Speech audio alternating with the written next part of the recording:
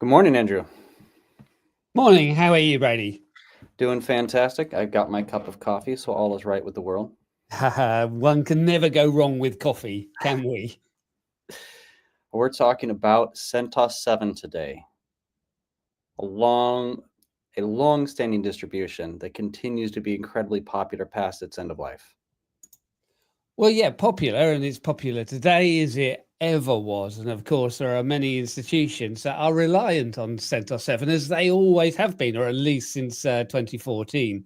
But there lies the problem, doesn't it? Yeah, the problem with being too popular and then having something tragic happen. Uh, so, cover a bit about myself. Brady Dibble. Hello, everybody. I'm Director of Product at CIQ.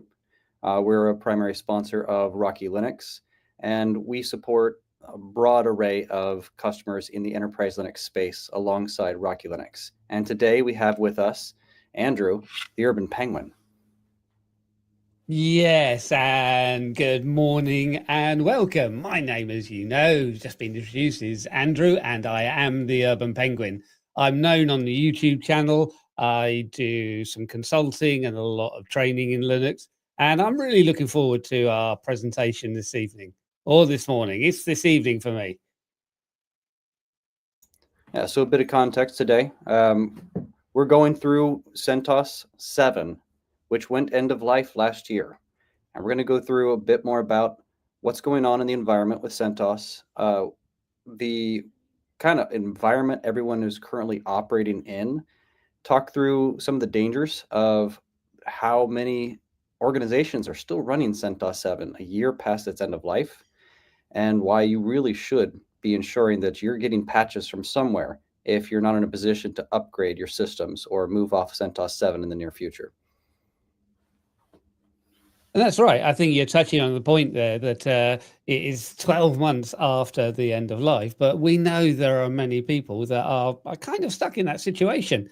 Uh, they've got the servers up and running, it's hosting perhaps critical software, and they're not in a situation where they can easily move. And it's been an unfortunate situation where life has now ended. There is no support, but we're in an increasing threat in the internet connected world. If your systems are running entirely in a guarded room with no cable, then maybe they're going to be okay. But if they're connecting to the internet, I don't think they're going to be particularly safe in today's environment. And you can always put the servers disconnected from the internet, put it in a nice concrete box, sink it to the bottom of the ocean. It'll be totally secure. Totally secure. Yeah, yeah. But unfortunately, you won't be able to access those applications that you are mission critical. And this is something that we're increasingly seeing where it's difficult. Yeah, the systems are working now. The software you probably paid an absolute fortune for to get up and running many years ago, but you've made that investment. Everything is working. Why should we be changing? I think one of the questions I expect some people to have is, why are you still talking about CentOS 7? So maybe it's good to recap how big of a deal CentOS 7 still is. CentOS, of course, was a big deal. It's almost impossible to have operated in the Linux space without touching or using CentOS. And however, CentOS, of course, the original version, the straight rebuild of Red Hat, went end of life, and it was replaced by CentOS Stream.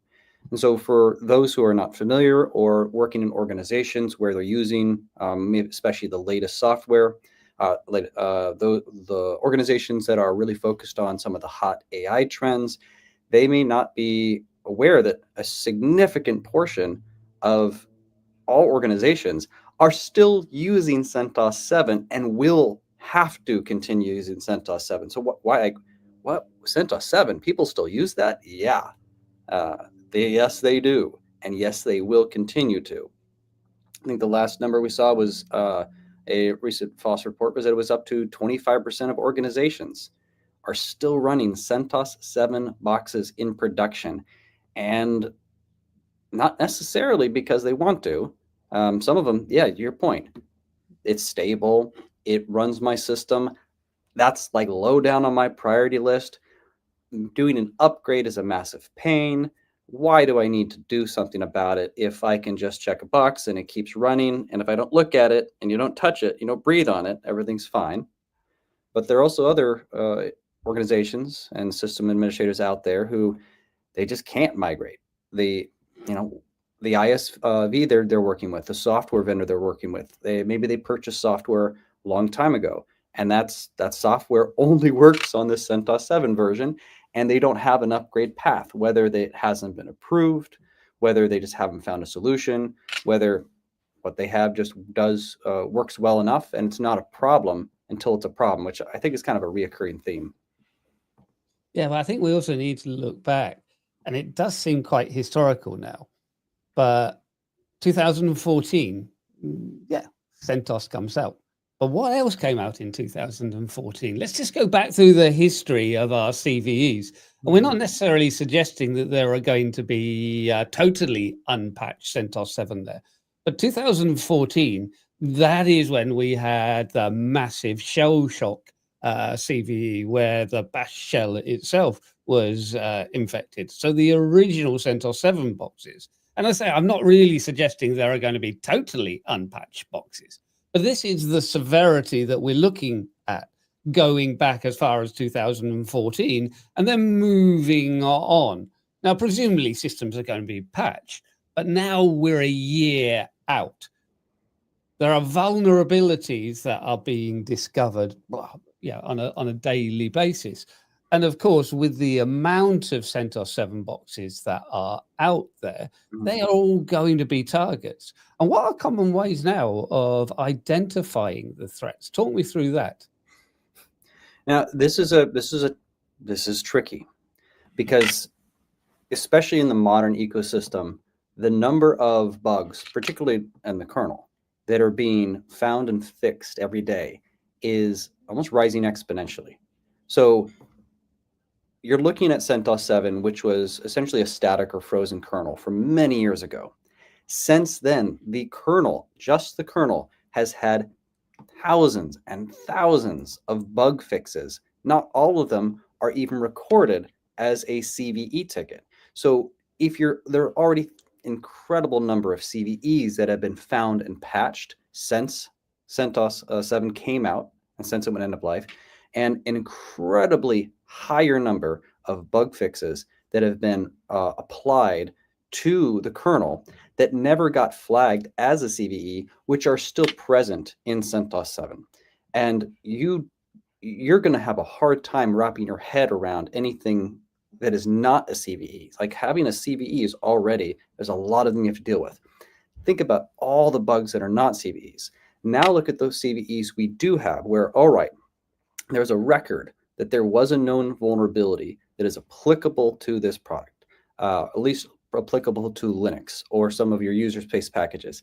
Somebody has to go and do the work to determine whether that CVE is applicable to CentOS 7.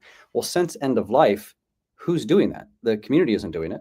And so the only organizations who are actively going through and making sure whether these CVEs are applicable to CentOS 7 are organizations like CIQ and others that provide post-end of life support. You're not going to be able to have a reliable list of all CVEs that are out there. It is a significant amount of work to check each CVE and determine applicability. So the number of unknown vulnerabilities on a CentOS 7 box just grows year by year. But it's not just, let's say, CIQ that is looking at these vulnerabilities and trying to think, well, is CentOS 7 going to be affected by this? There are, maybe if you like, some people out there that you might want to call them by various terms. I don't particularly like the term hackers because that is the coding where we were writing code.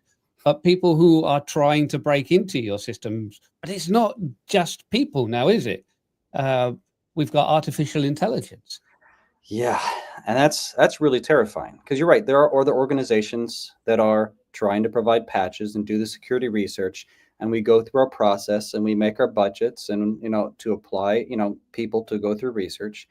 On the other side, there's the entire world of Black Hat where they don't have to deal with budgets. They got a lot of free time, and they've got this fancy new tool, AI, which has gotten so much better at finding and performing attacks, even in the past couple of months. And the ability of AI to find and exploit vulnerabilities is only going to get better and better every month, not to mention every year. You can only imagine how much better AI is going to be in a year. They're not waiting around for CVEs to be found by someone. They're actively going to be throwing AI at boxes that are attached to that are exposed to the internet and finding those things that nobody has found yet. Or they're going to be looking at every bug or report CVE that gets reported upstream, and they're just pulling that down into their AI model. And they're going to their agent, they could have an agent say every time a new bug gets found upstream in a user space package or a kernel, just suck that in and go give it a shot. See if it works this time. And it may not work the first time, and it may not work the second time or the 1,000th time, but they've got nothing but time and resources to throw at trying every possible scenario or exploit until one of them works. And they only need to have one of them work. And that's exactly it, isn't it? There is just a vast amount. There are many ways that we can protect. Yeah, we're not just talking about protecting the operating system. Yeah, there are going to be firewalls. There are going to be network administrators. There's going to be a huge amount of security that's being invested. But everything is still that weakest link. And this is the importance in a security chain. So what sort of options do people have with CentOS 7? We know that they could just deploy CentOS Stream, or they could go through and deploy Rocky 10. But if that path isn't available to them, what other options do people have with CentOS 7 at the moment? And I think that's a good point. If you have the ability to upgrade, you definitely, if you didn't have the justification or you couldn't get the momentum in your organization to upgrade, now's definitely the time to resurface that. And there's deep concern. If there's an upgrade path, you should absolutely be prioritizing that. For everyone who doesn't have that upgrade path, let's walk through a couple scenarios. You're stuck. You have to have it. It's a mission critical platform. You don't have a solution, or the solution is 1, 2, or 3 years out. At minimum, you need to be getting the CVEs that are identified, the ones that have known exploits. You need to be getting those patched. So if you are not already going through a vendor, I would highly recommend you find a vendor and start getting CVEs pulled and patched yesterday.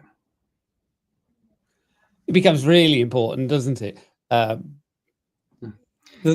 are other ways. You don't need to go through a vendor.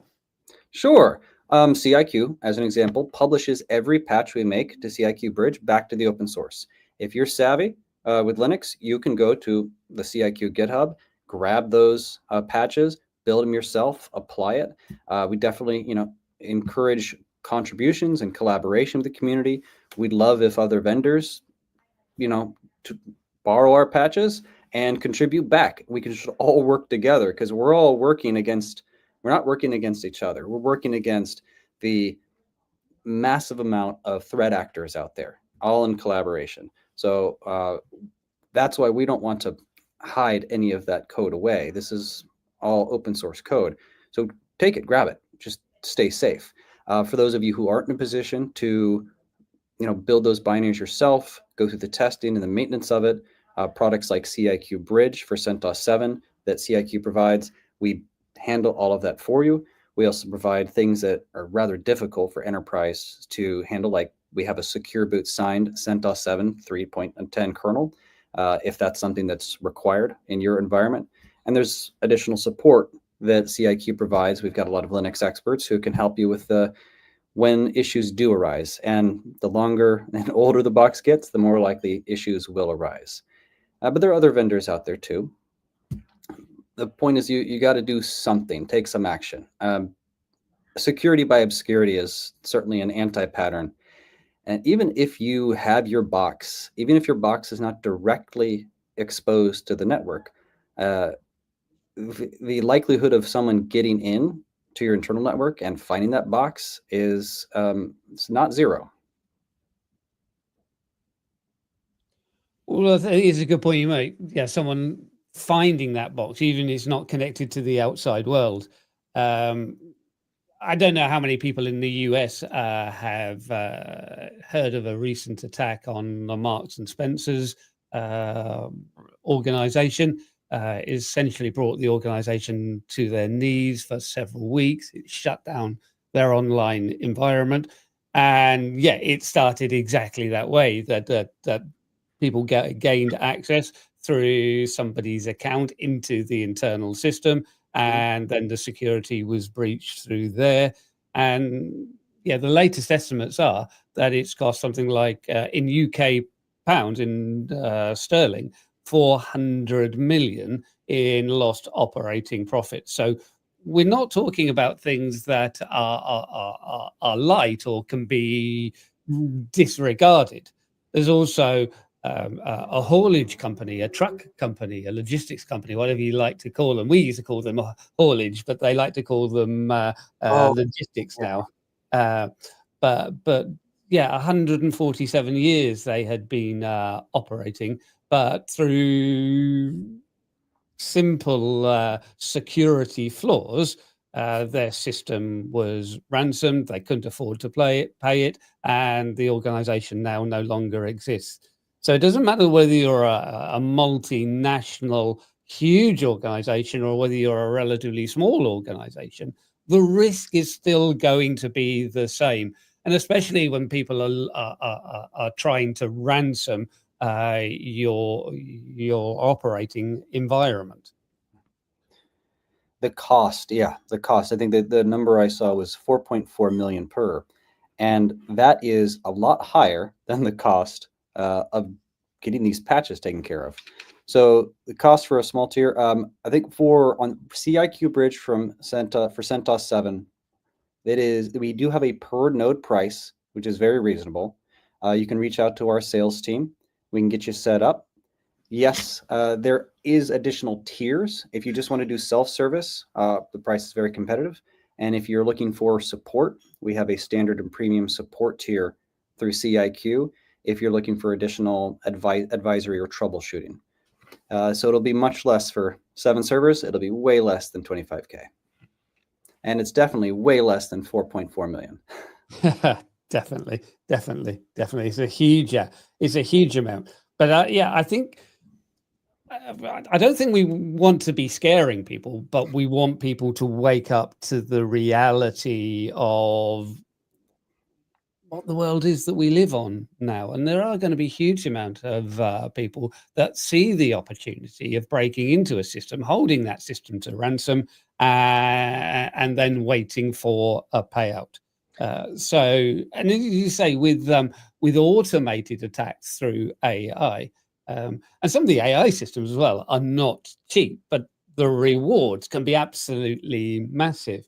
Right. But yeah, even some of the really common tools, like people might have heard of Metasploit. That's been around for many years. The framework for vulnerability testing, but yeah, there are AI tools now for Metasploit. You have Metasploit Pro, they call it, where it has the AI tools built in, and it will do all of the work for you. So yeah, you just hit a button, go, and it just goes and hits a whole load of targets, and then we'll find vulnerabilities and exploit those vulnerabilities. So yeah, all you need is a mouse and the ability to click the button on it.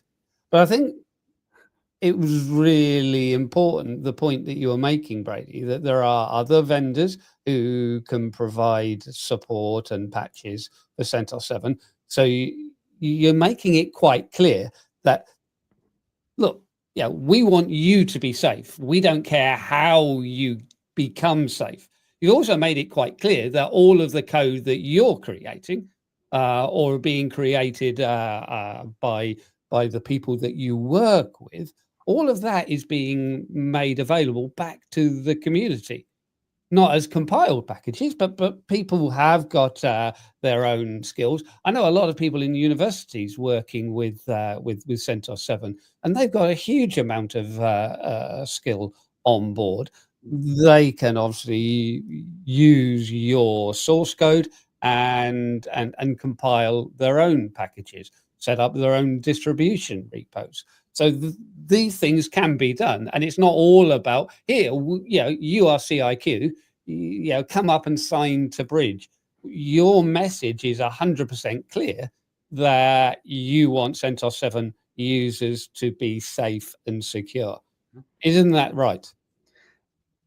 In case any of the viewers are not aware, CIQ is founded by Greg Kurtzer, who was one of the co-founders of CentOS. So CentOS is near and dear to his heart and to the heart at CIQ. And Rocky Linux was the natural progression when CentOS went a different direction a couple years back.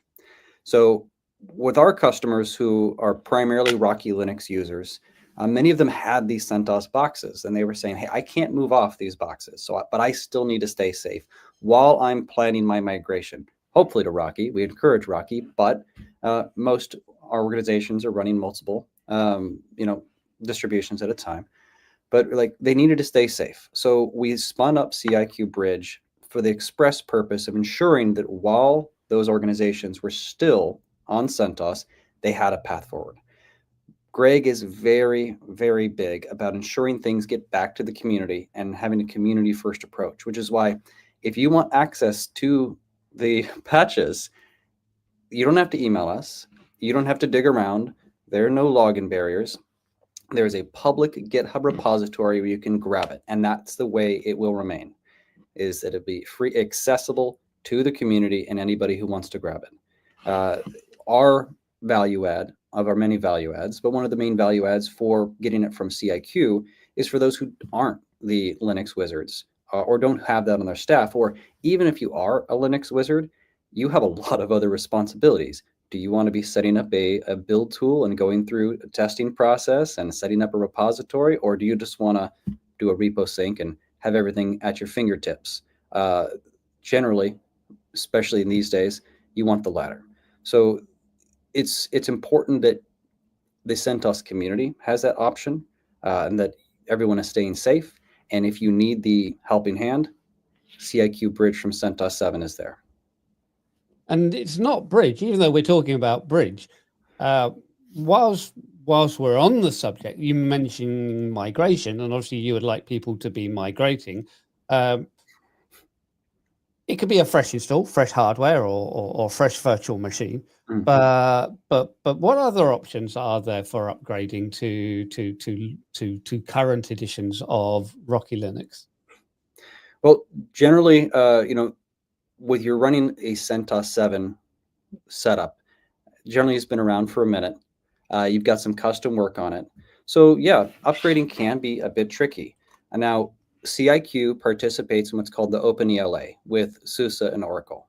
And we just released a upgrade path project, which we would recommend everyone access. Let me confirm the OpenELA website. It is openela.org. Please head to openela.org, check out our newsletter. There are tools out there like Leap, like Elevate for making transitions easier.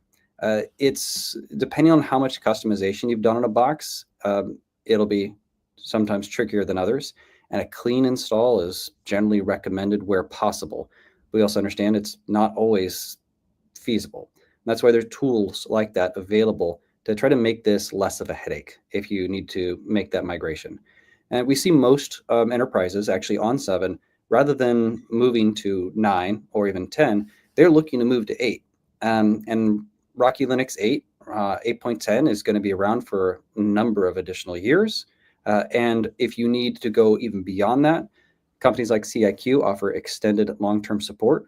So our Rocky Linux 8.10 extended support goes out to 2032. So if you're not ready to make a jump all the way to Rocky Linux 10, there is that path to just make that next major version bump, transition from CentOS to Rocky Linux, which is It's still a one-to-one rebuild of Red Hat, so you're not going to see it'd be the same as if you were migrating to CentOS 8 effectively, and you have that much easier path instead of jumping over the mountain, you're jumping over a little hill. I'm laughing there a little bit at 2032 because it seems a long way off, but it's suddenly getting very close, isn't it? Yeah, especially when you're making enterprise, plans for an enterprise, when you're investing in hardware and you're trying to squeeze out that ROI, which is part of what we hear is like, hey, I'm going to make a massive investment, especially like universities or labs where budget's tight. When I'm making this investment, I need to ensure this budget is utilized as effectively as possible. I need to know that I have a path and that stability and longevity for the next 10 years or more. And that's where companies like CIQ come in, and where we're proud to be a founding primary sponsor of Rocky Linux and the RESF, to make sure there is that upgrade path for everyone on CentOS 7 that matches what you would have expected from CentOS. Yeah, and I think a lot of people look up to Rocky Linux with a huge amount of respect. So yeah, it is good that you are continuing that and reaching out to people who are on CentOS. But I know what these things are always going to be like. That I sign up to Bridge, and we're very busy. We've got a lot of stuff on. This is going to be really difficult, isn't it? Installing Bridge. I tested it. I've been timing myself. It's literally minutes. I saw your video of trying the install, and I said, hey, I think I can beat this. It's 2 steps. Once you get access to the portal, CIQ's customer portal, you download our depot CLI, which is used to authenticate against our repositories. You run a command to authenticate by pulling over your basic authentication token, and then now it handles the rest for you. Run your yum update and you're good to go. And it's creating the repository files for you as well. So I was really impressed with it. But I didn't realize it was a competition to see who could get it installed and up and running the quickest. But it literally is minutes, isn't it? Really, really quick. And I was impressed at how smoothly it worked.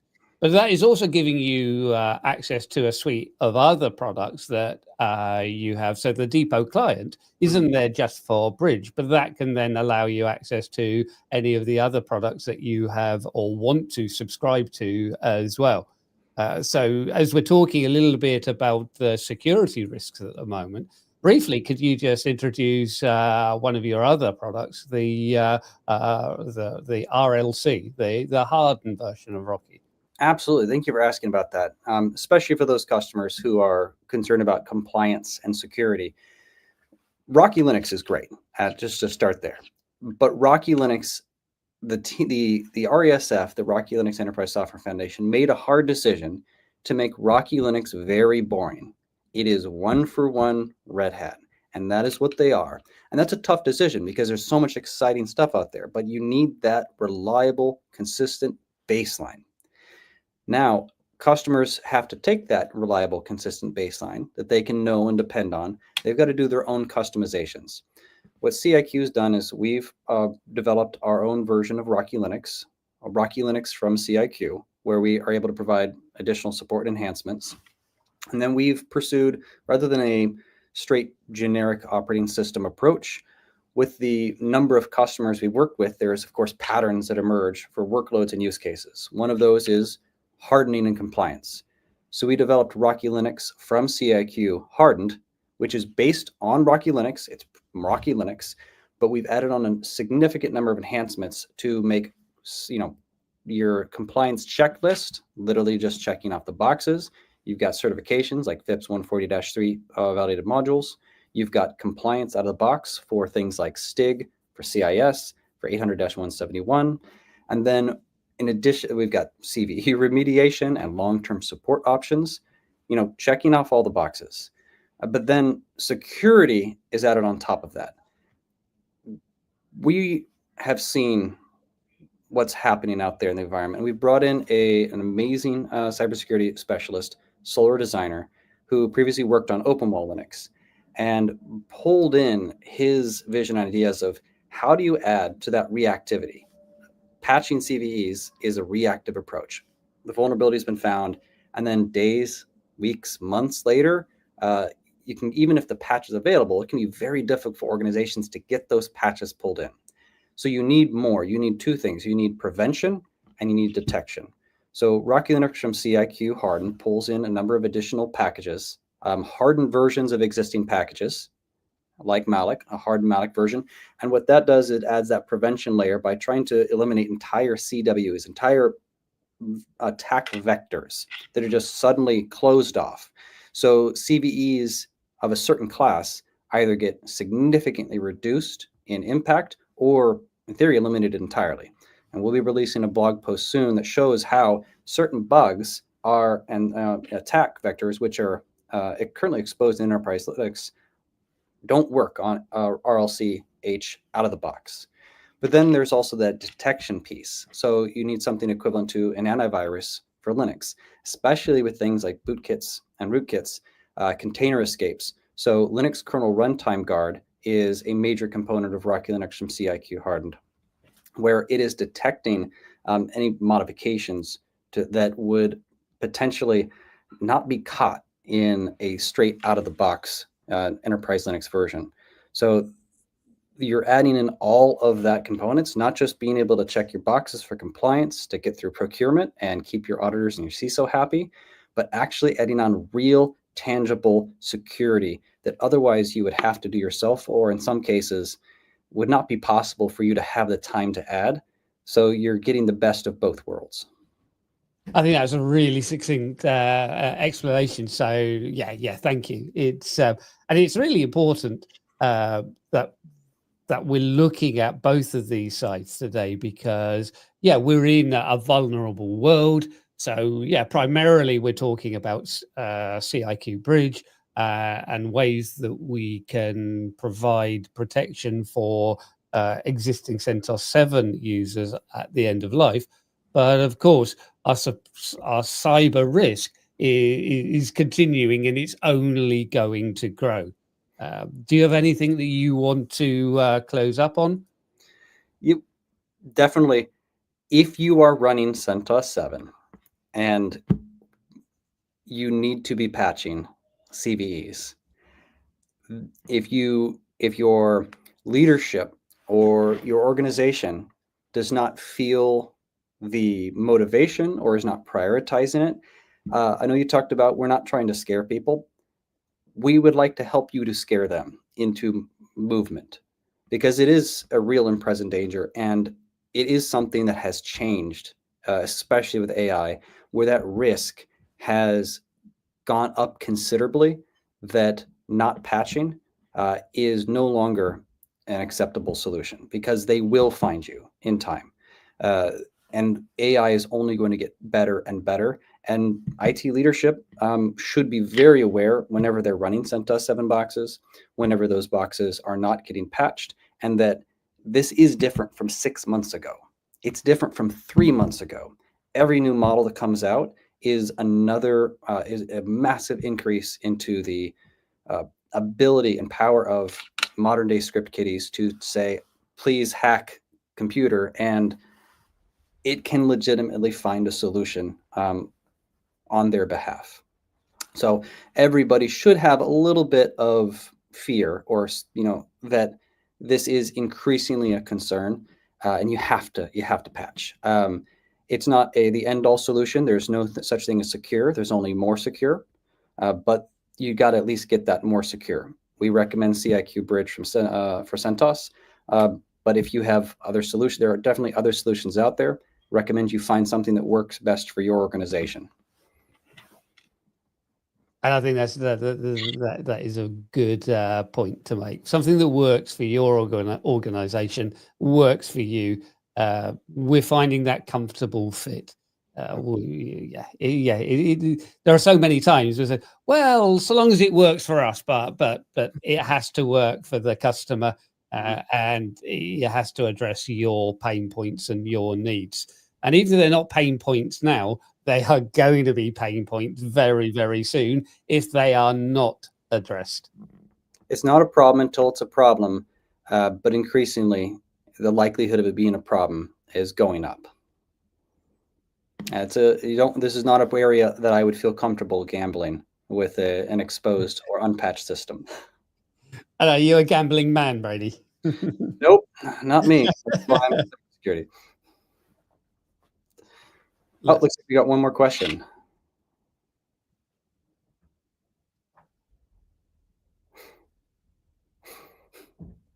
Absolutely, Ron. Thank you for asking. Bootsy is super exciting. For CIQ, that's on our roadmap to add as part of our RLC product, but in 2026, that for anybody who is purchasing a Rocky Linux from CIQ product, alongside your traditional installer methods, ISOs, KVM images, containers, there will also be a Bootsy option.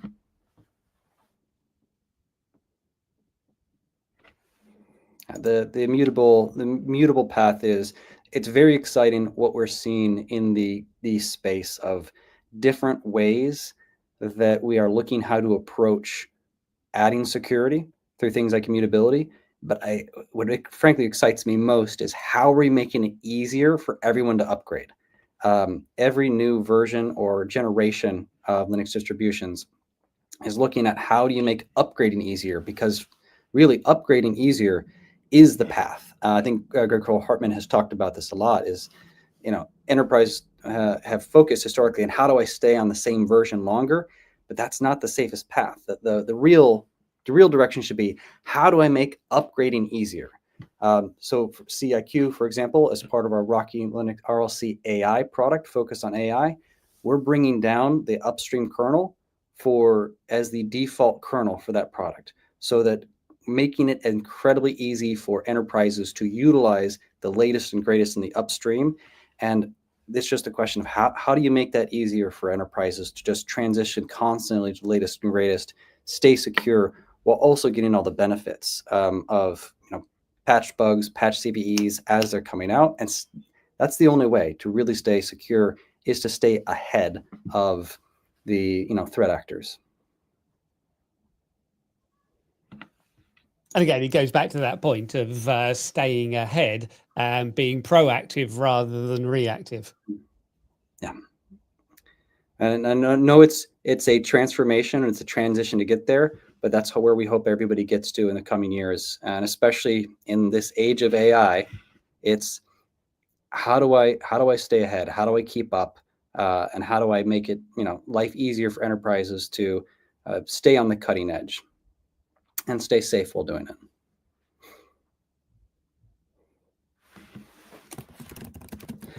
Andrew, I really appreciate your time today. It was great talking to you, and I hope everybody, listeners, learned something about what's going on in the community, and if they're not currently, if they've got CentOS 7 boxes that aren't getting patched, or they're not currently satisfied with the patching situation they have, they know they can reach out to CIQ. We can help them find a solution.